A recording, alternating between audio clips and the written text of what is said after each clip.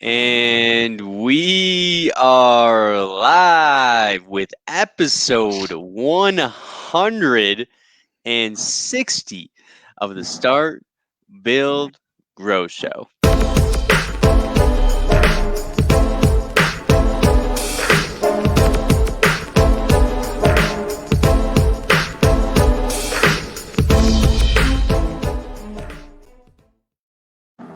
All right, guys, I got to start this out with a big announcement. First off, I'm from Milwaukee, Wisconsin, from that area, for those who don't know.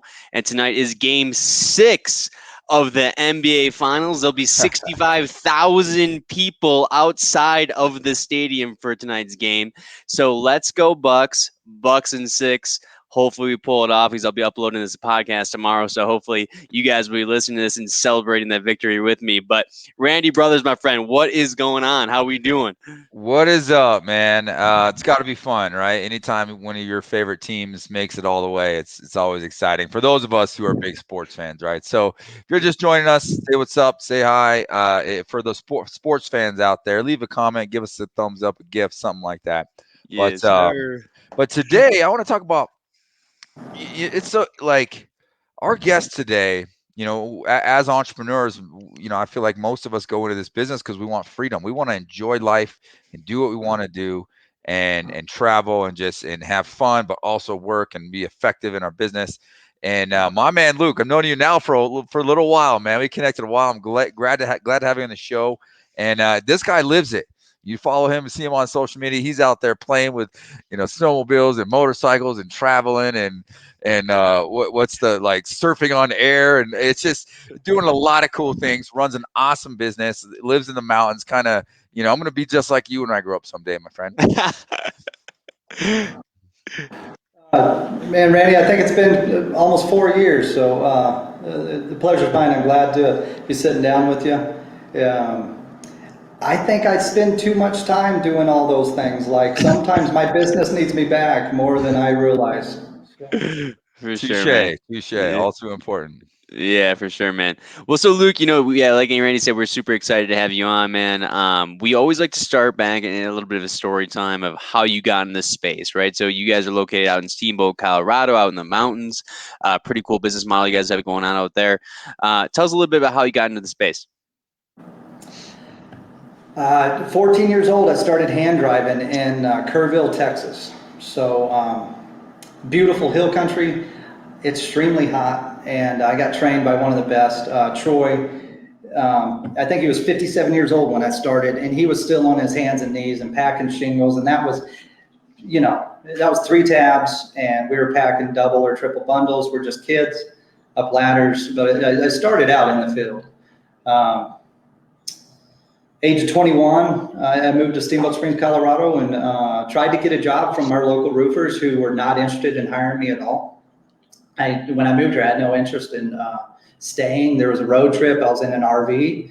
A lot of the stories in the mountains of Colorado are people just traveling through, and then they fall in love and they stay. And so I opened up A&O LLC, which is our parent company of Berlet Roofing. The space I'm in now is Berlet Roofing because I've got 2 sons, and we wanted to make sure they had an opportunity to be involved in the company. And about 10 years ago, we started realizing that let me back up. Before that, we're out doing repairs. Like you could probably call me trucking a truck 15 years ago. Decent sized company, but when the client called to do a repair, you were a yes man. You did the repair, and hopefully you had the right color shingles. But 10 years ago, weight of ice and snow started really dropping in on me like, hey, this is an event happening. Like these roofs are damaged. And over the last 10 years, we've just really built relationships with one-on-one with our adjusters. We don't have your catastrophe team showing up. And it's just been a long, slow process. And I think it was probably like the hell guys did in the 80s. Like, is this an event? Does that mean the roof is damaged? We're out here cowboying it up with ice dams. Yeah. Such a cool like niche, right? I mean, there's just not. I mean, you don't see very many people, if any, come in here and say, hey, my primary business is driven through snow and ice dams, and it's it's either hail or wind, hurricanes, tornadoes, those sort of things. But it's just so cool. Like I'm pretty familiar with your store and you guys' journey and your company, and it's definitely a unique one. It's definitely pretty cool, how you've kind of developed and done that. How, like, what was a moment where you kind of really realized, like, hey, this is something that's really lucrative that we can really build a business around? Like, what kind of triggered that? The 2000, for me, it was 2009 was when we got slammed up on the recession, but I was manufacturing rusty metal. So we started out installing in 2000 up here. 2006, I got rusty metal corrugated, the rusted steel that a lot of markets have. They only came in 12, 16s, and 20-foot lengths. So you had to cut them in place. Nobody had a cut to length line. So we went out and we did that. And the recession hit, we went out of business, and I participated a little bit with roofing installs. I had my first insurance claim just like by accident. It came to me, and from there, I went and worked for Pinnacle out of Minneapolis back in 2010. My business card had the wrong phone number on it for a month and a half. And I could possibly be dyslexic, but I'm out handing out these cards. I'm learning, like knocking doors. And it was in St. Cloud, actually. And eventually I realized I had the wrong phone number, and I was like, okay, I've learned enough. I came back home. And I chased a storm in Abilene, Kansas, Rapid City, South Dakota, and Spearfish. And so I really I don't think I could have been in the mountains and learned what I know about insurance restoration work off of ice dams. I had to go out into the hell market. And then we brought it back here. And so that's how we landed doing weight of ice and snow. Is I had to go get educated in a market where there's 10,000 roofs. We just don't have that volume here. Mm-hmm. So what does that look like? Let's get into some detail on how you've really built out this business with these ice dams through insurance claims.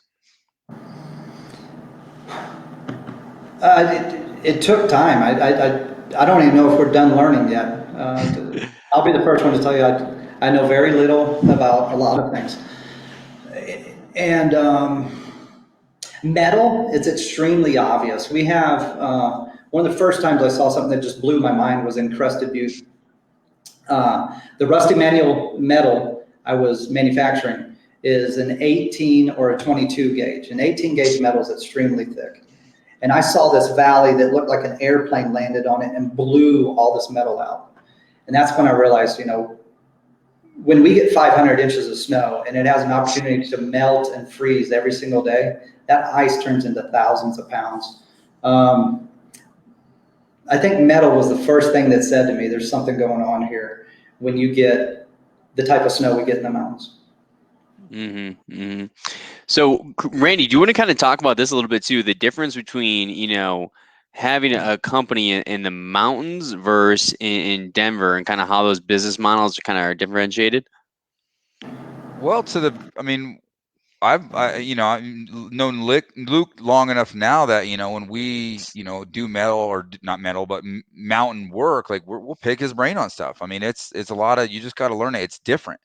You got to be really, you got to pay a lot of extra attention to the elements. I mean, you're building roofs that could get, like you said, 500 inches of snow on them, and you want to make sure that you pay attention to that heat and ice and the hot and the cold and all the different elements that affect a roof are real, and you got to think about it. They got to know what you're doing. I mean, I know a lot of contractors try to just go up there and do roofs, and a lot of times they have issues because they don't do them properly. They don't, you got to either ice and water shield or use a specialized underlayments and different applications. There's a lot of things you really need to know, and we've learned some, we've paid some dumb tax in that as well, but we have managed to be able to do and kind of position ourselves to do work in the mountains. And for me, I'm just a little bit of a soft spot because I love the mountains. I mean, we have a condo up there, and I spend as much time as I can in the mountains.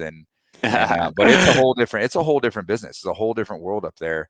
The clientele, the market, the roofs, the weather. There's a lot of different things you really need to know before you can really build a legit model like what Luke has done in the mountains. Mm-hmm. So then, Luke, so with these ice dams then, so what is, I mean, how big of an opportunity is that really for people, you think? I started trying to get this message out, and I felt like it was a message, and I wanted to share with people because I know ice dams. Boston had a major ice dam season where people were out with steamers knocking these ice dams off because they don't have ice and water shield, and so they're leaking. They did have physical event damage to their roof structures, and so I think a couple years before I met Randy, I was in front of one of the guys that's out there with a storm company in a conference, and I got to speak at that time, and the message, it didn't land because like nobody else has ice dams. There's very few markets that do. So Nick, bring me back to the question, please. Yeah, just how big of an opportunity that is for some companies, and who might be the right fit for those opportunities. Yeah, locally, up until this year, really, we were the only guy that got called or knew how to handle an insurance claim.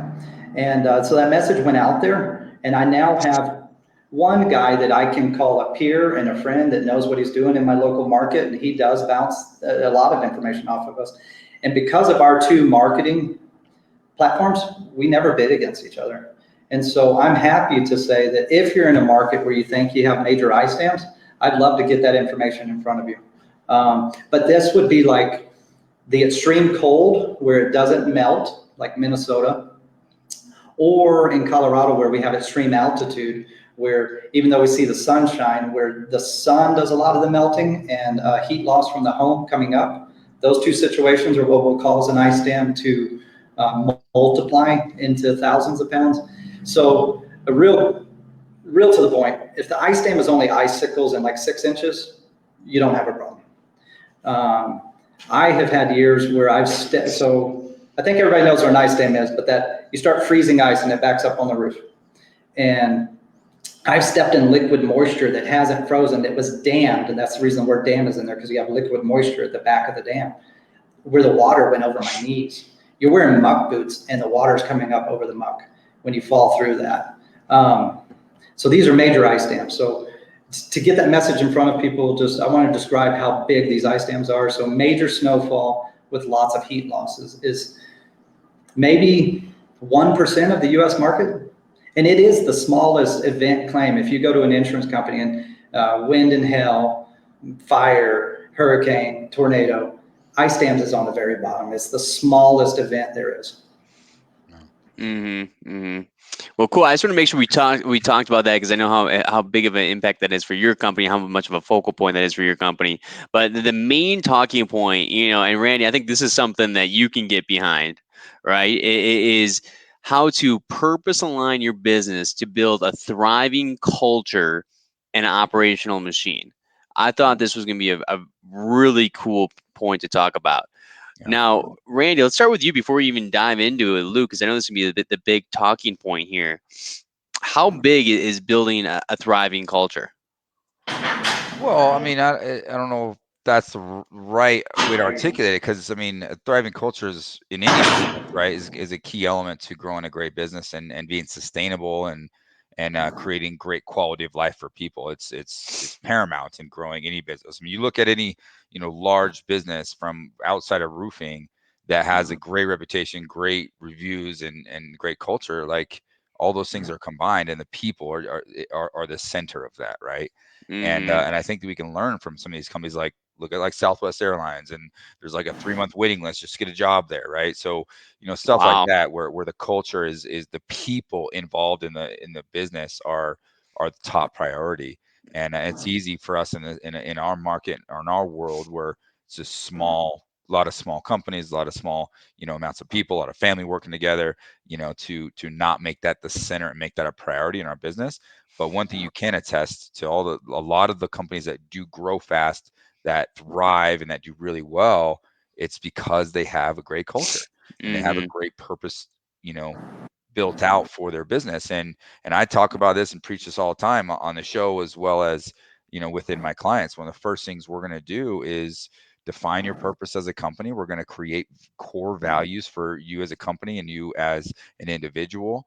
And that becomes the kind of foundation of growth for your business. So as I talk about this on my rules of hiring, like we want to try to change. It's much harder. It's almost impossible to change a culture when you have a whole bunch of people that weren't hired based on a specific culture desired outcome, right?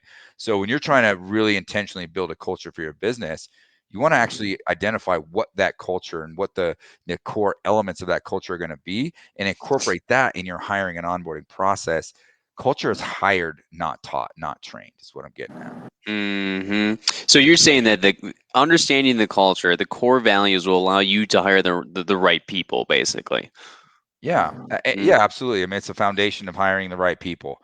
And then as you grow the business, it becomes a foundation of growing those people and making tough decisions and empowering your people to become leaders in the organization. It all centers around a great set of core values and a great purpose, as Luke's going to kind of dive into. Yep. So yeah, Luke, let's dive into this. So you actually you partnered up with a company called Purpose Pioneers. Let's kind of talk about what you did with them and why you decided to partner with them. When I first met Thomas, who's one half of the partnership with Purpose, I met him on a beach in Tulum, the bougiest of all the Mexico cities, and we were out on a vegan campground in a cenote skinny dipping. And I just thought his whole purpose-driven method made sense. And we just traded phone numbers and we stayed in touch. I was on a 3-month motorcycle trip, and I just continued working my business the same way, in a lot of ways, the same way I always have, trying to make improvements, finding the weak point and correcting it. But never really identified this culture thing. And we ride motorcycles. One of our values is to explore. And that means both like with our client and in life, like go do exploration stuff. But so that had always been there, but I never really sat down. Like we've done the business plan. We've done the like what you would go to college to do, which by the way, I'm not college educated. It's just, we went about business that way, like the way we're taught to do it. And Thomas really just ended up, when we hired him for 6 months, he whooped my butt. And Minnie and Chris, my wife, the three of us, leaders, if you will, of the company, spent 6 months diving into this. And when you do a business plan, it's like, we want to be the best roofing company on the Front Range of Colorado and provide insurance companies or homeowners with the best insurance opportunities available. We don't even talk about roofing in our vision. Like it doesn't say one thing about our company, like as a company, or roofing. And it just took like this out of the box view of how to find culture. And we use it, we call it alignment. Alignment's a big word with our purpose plan. Yeah. That's pretty cool. I like that a lot. Well, so what about, so Randy, with you then, when you're looking at purpose, how do you look at that then with your company? What kind of impact does it have for you guys at Elite?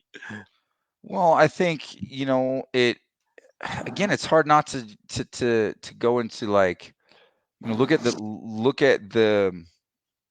reputation and look at the things and look at the growth we've had and look at the reviews and all the positive things that we've been able to generate and how the consumer views the company. It all ties back to that intentional purpose. We are focused on doing things differently outside the box. You mentioned, I mean, our mission statement, if you will, is to challenge the industry status quo, to do things differently, and to provide opportunities for other people.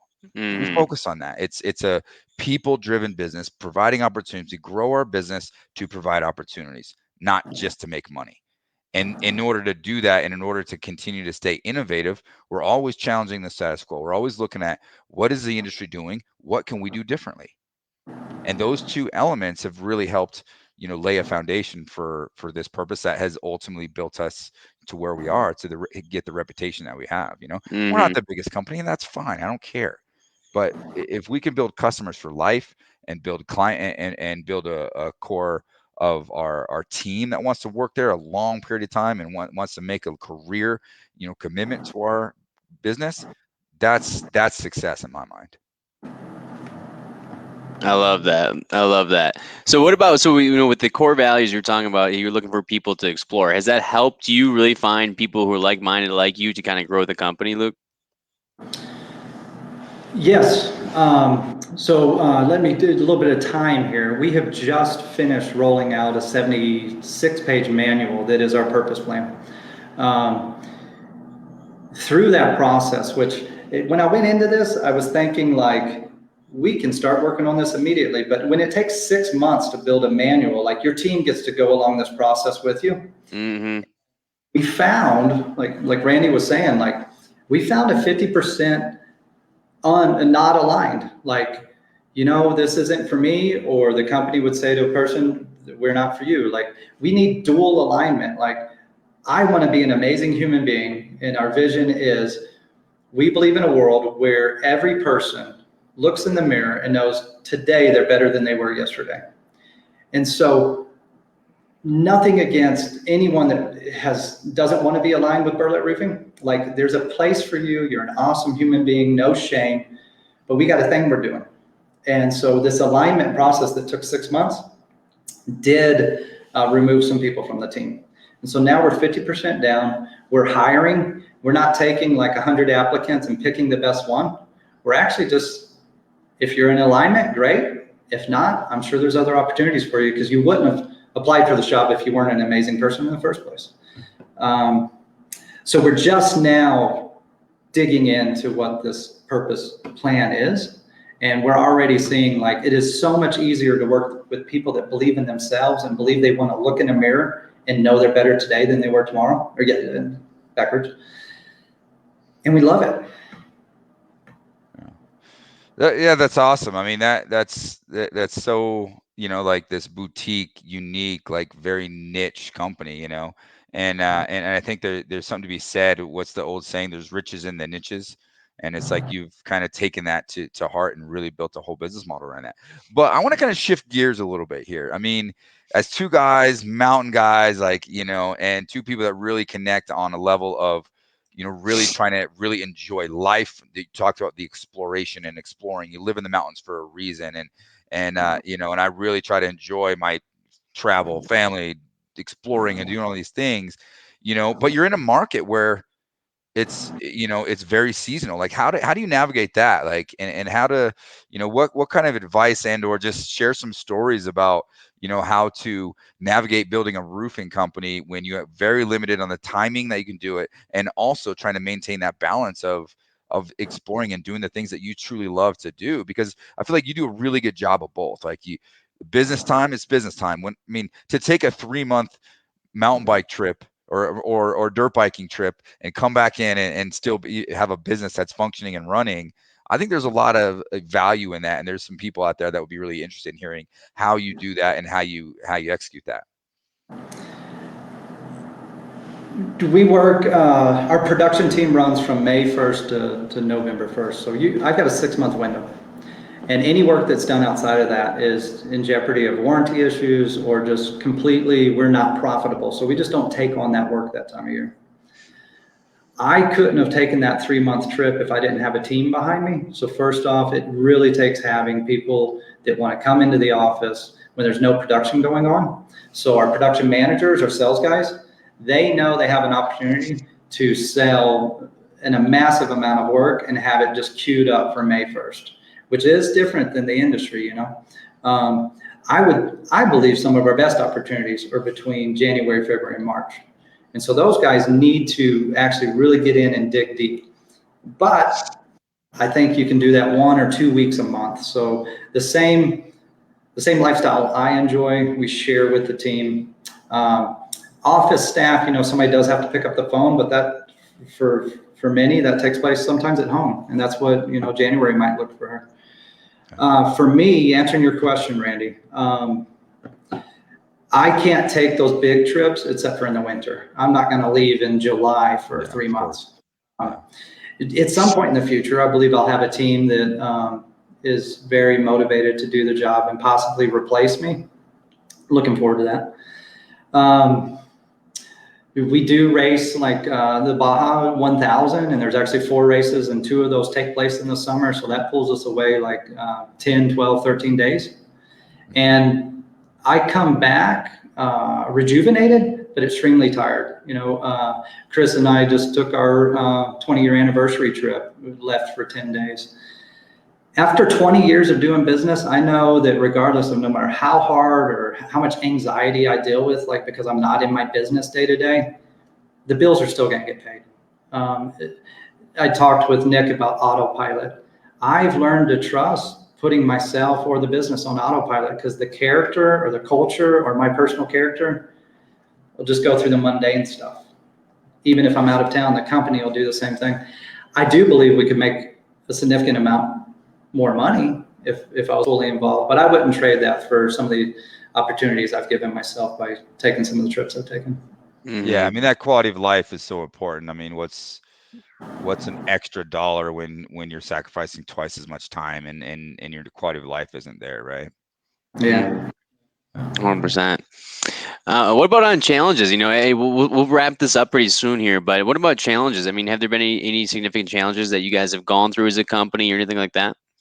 The biggest one would be we have to put away, and I'm one who doesn't mind sharing numbers. We're not a massive company, so I'm not going to be this guy that tells you we're making 20 million. So I'm right in the middle.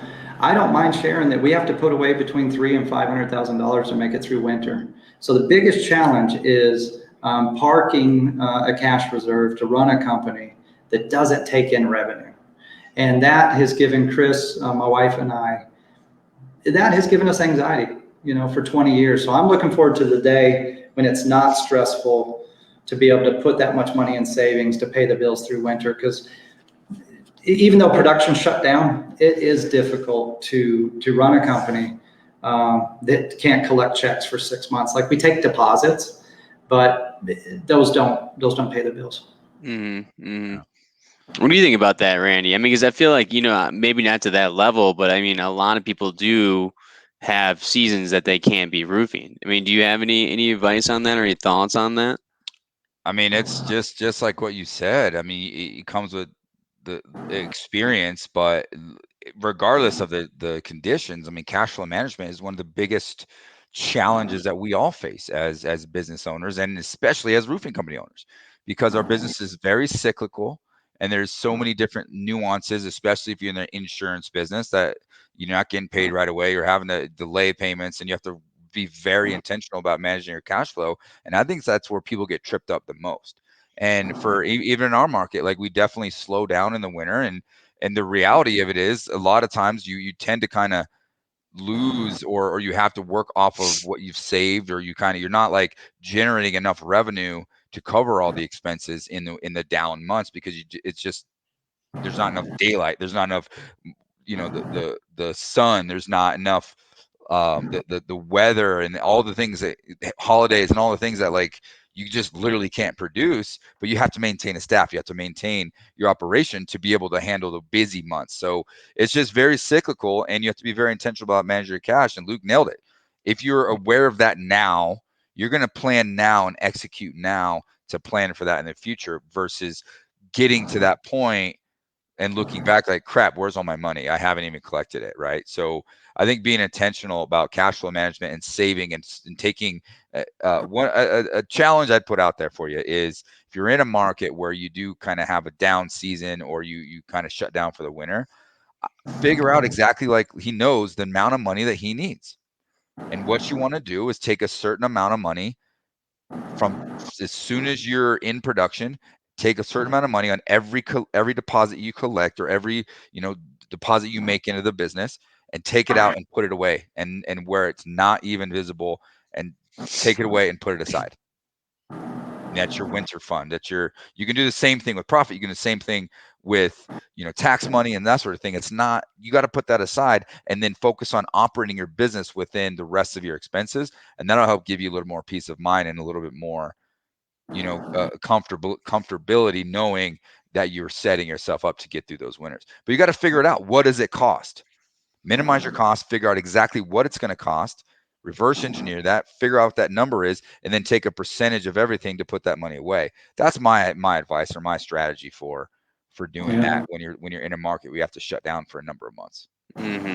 We're not there yet. I think if you Google 1% account, there's this banking knowledge.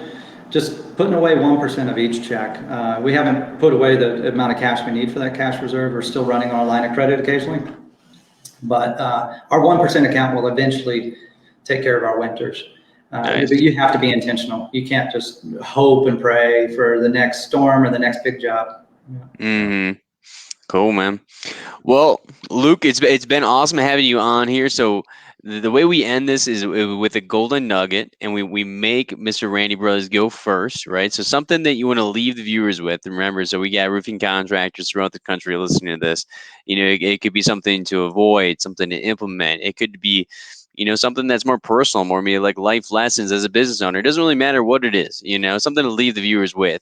And Randy, I'm going to make you go first per usual, right? So what do we got? So I like to try to, you know, pick up on the conversation and try to use that as a segue to kind of give me an idea here. And one of the things that really stands out to me today is all about quality of life. And I think, you know, those of us that were just, you know, some of us, we're all visionary. You don't start a business if you don't have some sort of vision, you know. But I want to say apply a vision and plan your life out. Look at your life 1 year, 3 year, 5 years, 10 years. Like, where do you want to be? Where's your ideal lifestyle? Where do you feel you're going to have the highest quality of life? And if it's totally centered around money, we're going about this the wrong way. If you want to live your life to where you can take a 3-month trip once a year, plan that out. Work now towards that end goal, right? So, you know, as Stephen Covey says, it began with the end in mind. Right. So what is your end game for your own personal quality of life, your business quality of life, and take action now to reach those goals? You'd be surprised. I mean, I had visions for how I envisioned my kids, my family, and my house and my lifestyle when I was a little kid. I didn't even know, unknowing. But take time to just plan, like, what is my ideal life? What is that all about? And that'll give you a target. That'll give you something to work towards day in and day out. If not, it's easy to get tied up in the day-to-day. You're working 80 hours to avoid working 40, and your job, your business just becomes this ball and chain of big, nothing but stress. You don't have time for your family. You don't have time to take off. You don't have time for vacation. For what? So be intentional, plan your life, focus on quality of life, and do the work now to be able to position yourself to live that quality of life. Well said, Randy. Thanks for doing that. Luke, what we got? I didn't know what subjects we'd speak on, so I'm glad I have an opportunity to share this one. Vince Lombardi. Great training and a lot of things going on there, and I feel like I missed out on some of what he had, and I try to be a good leader. But leading by example isn't the best way to lead. It's the only lead. That's one of his quotes, right? And so oftentimes, and so we're in the middle of moving, which is why you're catching me at the library to do this call. I was over in the office the other day, sweeping out the old office, and I thought to myself, why isn't somebody else why am I sweeping? And I've never minded, you know, doing the task, putting on the tool belt, doing stuff myself. And there's a second piece to that training that I think I missed out on. I'm sure it's there. It might be assumed and I just missed it. But my biggest failure, one of my, I can't say it's my biggest, but like, I don't have everything figured out. I don't have all my shit packed away. And if you ever get to know me, you'll know that, like, I'll be the first one to tell you I don't have it all right. But I think one of the failures I've made as a leader is, my wife put it up on the board for me recently. Like, I'm the reason we're plateaued. I'm the Luke Berlet. I'm the reason we're not growing is because I micromanage. And so the sweeping incident, like, I could have asked somebody else to do it and I would have taught them how to sweep. It's such a small thing, but like, I think one of the things I've done as a leader that I've failed at is not setting the bar, not saying we're going to go and do this. We're going to go kick ass today. And that's been one of my biggest failures, is just leading by example and then getting in the way of these awesome team members that have come onto the team. And we're teaching them this culture and we're like, hey, you can do it. Oh, wait, you didn't do it. Let me do it for you. You know, like you're producing this job next week and you haven't ordered the materials. Let me call ABC. I'll get the materials there. I'll take care of it. That is where my biggest failure is. So I guess my nugget is get out of your own way. If you've built a system and you believe in it and you believe in your culture, your team should be able to figure this out. And some of my team is on the video right now, and they're going to get to see our State of Berlet trainings happen on Wednesdays. And they're going to get to see somebody different who says, this is the bar. I believe you can do it. And I've let you work here, but it's time to step it up, guys. I know you can do it. And that's the second piece of like this lead by example that I completely forgot was like, set the bar high and kick ass.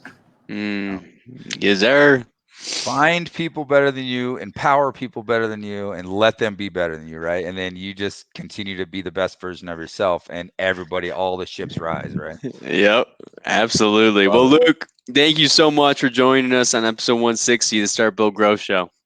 Great seeing you, my friend. Thank you, guys.